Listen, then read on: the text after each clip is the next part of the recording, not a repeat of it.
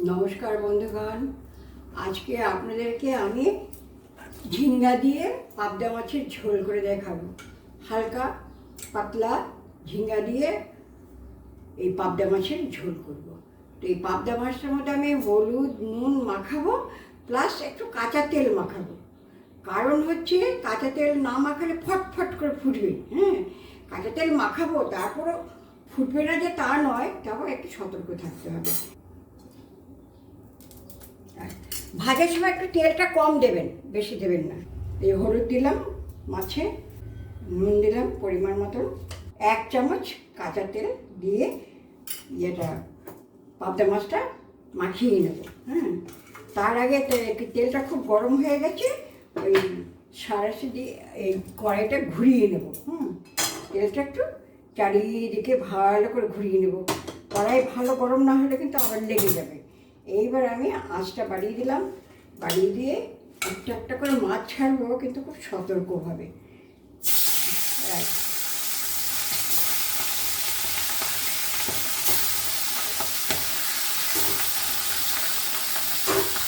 দিয়ে দিলাম,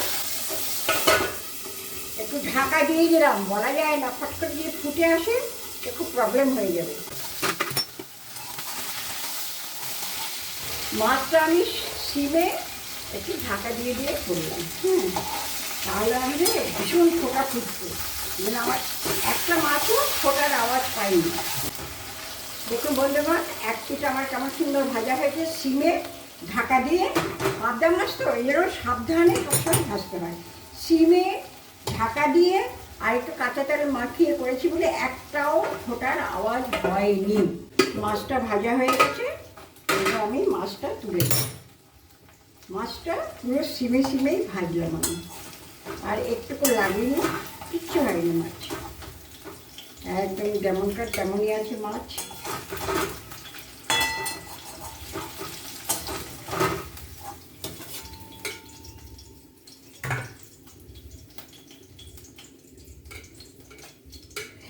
এইবারে আমি একটু ঝিঙ্গাটা এই মাছের তেলে একটু ঝিঙ্গাটা ভেজে নেব।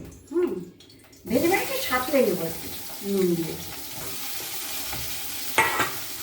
অন করে দিলাম, হালকা নুন দিয়ে সাঁতলে ভেজে তুলে রাখবো। আর আমি নিয়েছি 1/2 চামচ হলুদের গুঁড়ো, 1/2 চামচ লঙ্কার গুঁড়ো, 1/2 চামচ জিরে আর 1/2 চামচ ধনে। এটা একটু জল দিয়ে গুঁড়ে রাখলে মশলাটা সুন্দর হবে।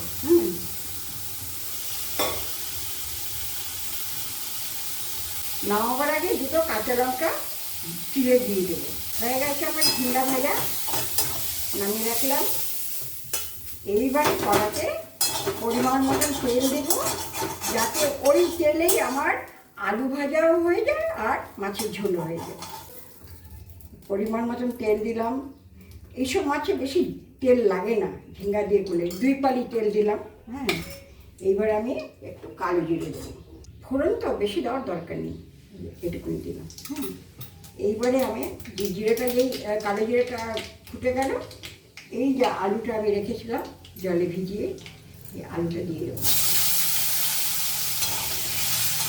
আলুটা একটু ভাজা ভাজা হলে তখন তখন আমি এই মশলাটা দিয়ে নাড়ব। আলুটা একটু ভাজা ভাজা হয়ে গেছে, এইবারে আমি এই যে ভিজানো মশলাটা দিয়ে দেবো। এবারে এই মশলা দিয়ে নুনটা দিয়ে দেবো, তাহলে কষানোটা ভালো হয়। পরিমাণ মতো নুন দিয়ে দিলাম, খুব বেশি নুন লাগবে না, ঝিঙ্গাতে একটু নুন দেওয়া আছে।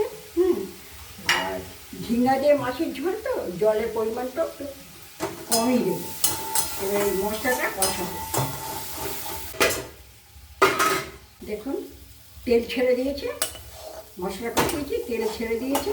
এইবার আমি পরিমাণ মতন জল দেবো, খুব বেশি দেবো না, তাহলে পানসে হয়ে যাবে। ঝিঙ্গা দিয়ে করা তো, যতটা ঝোল রাখবো ভাবছি তার থেকে একটু বেশি দেবো, ব্যাস, আর দেবো না। এবার আলু যখন সেদ্ধ হয়ে যাবে তখন আমি ঝিঙ্গাটাও দিয়ে দেবো, মাছটাও দিয়ে দেবো, একসঙ্গে দিয়ে দেবো, দুটো ঢাকা দিয়ে দেবো। এবার ঢাকা দিয়ে আলুটা সেদ্ধ হওয়া পর্যন্ত অপেক্ষা করবো। এবার আমি ঢাকা খুলে দিয়ে দেবো, আলুটা সেদ্ধ হয়েছে কিনা।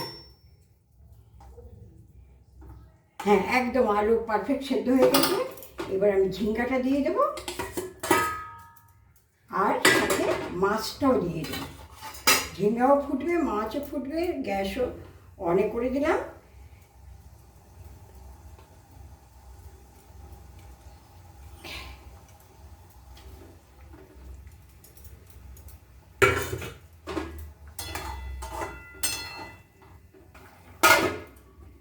নামাবার আগে একটু ধনেপাতা, এটা আমার বাগানের ধনেপাতা, ধনেপাতা আর কাঁচা লঙ্কা আছে, কাঁচা লঙ্কা কেনা, আমার বাগানের লঙ্কা শেষ।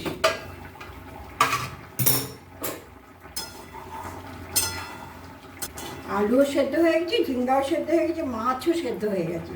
এবারে ধনেপাতা দিয়ে আমি নামিয়ে রাখবো। ধনেপাতাটা হাতেই ছিঁড়ে দিলাম, বাগানের জিনিস, ধোয়া পরিষ্কার, কোনো অসুবিধা নেই। হ্যাঁ, আর একটা কাঁচা লঙ্কা দিয়ে দেবো। মাছের ঝোল হয়ে গেছে, আপনাদের দেখাচ্ছি। ঝিঙ্গা খুব বেশি সেদ্ধ হলেও ভালো লাগে না, সেই জন্য আমি খুব বেশি সেদ্ধ করিনি, আগেই সাঁতলে নিয়েছিলাম।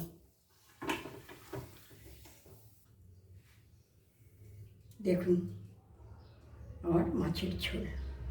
আমি নিজে বড়ি বানিয়েছি, কিন্তু বড়িটা দিতে ভুলে গেলাম। ঠিক আছে, অন্যদিন আরেকদিন বড়ি দিয়ে ঝোল দেখিয়ে দেবো, কেমন হয়েছে বলবেন। হ্যাঁ, এখানে 4 পিস আছে, আমরা দুজন লোক। হ্যাঁ, 4 পিস মাছ আছে, ব্যাস হয়ে গেল। আর ওইদিকে রাইস কুকারে ভাত হয়ে গেছে আজকের মতন। ঠিক আছে, আচ্ছা, এবারে এইভাবে করে দেখবেন কেমন লাগে। অনেকেই জানেন এটা সোজা রান্না, কোনো অসুবিধা নেই। হ্যাঁ, রান্না করে দেখবেন, খেয়ে কেমন লাগে। আমার ভিডিওটা আপনাদের কেমন লাগলো কমেন্টসের মাধ্যমে জানাবেন। ভালো লাগলেও বলবেন, মন্দ লাগলেও বলবেন, কমেন্টসের মাধ্যমে বলবেন। আর লাইক করবেন, সাবস্ক্রাইব করবেন, পারলে শেয়ার করে দেবেন। ওকে, থ্যাংক ইউ। হ্যালো বন্ধুরা, এই যে দেখুন আমার সেই পাবদা মাছের ঝোল, ঝিঙ্গা আলু দিয়ে পাবদা মাছের ঝোল, সাথে ধনেপাতা আছে। হ্যাঁ, এবার উনি খেয়ে বলবেন কেমন হয়েছে। তুমি একটু ঝোল আর ইয়েটা খেয়ে বলো। এই যে একটু ধনেপাতা সহ মাছ দিলাম। খাও, খেয়ে বলো কেমন হয়েছে।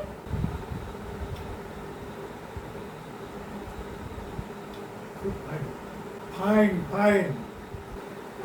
উনি খেয়ে বললেন ভালো লেগেছে। ওকে, থ্যাংক ইউ।